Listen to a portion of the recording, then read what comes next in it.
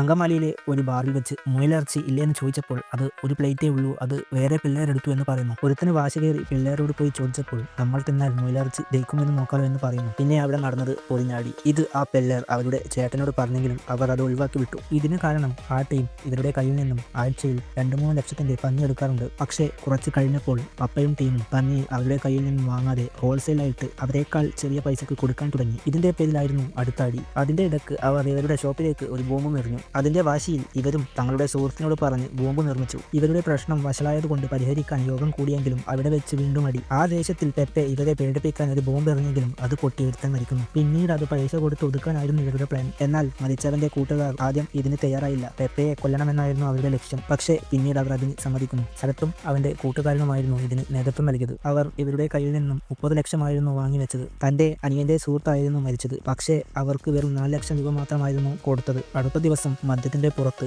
അവർ 30 ലക്ഷം രൂപയാണ് വാങ്ങിയതെന്ന് കേട്ട തന്റെ അനിയൻ അവന്റെ ഏട്ടനെ കുത്തിക്കൊല്ലുന്നു.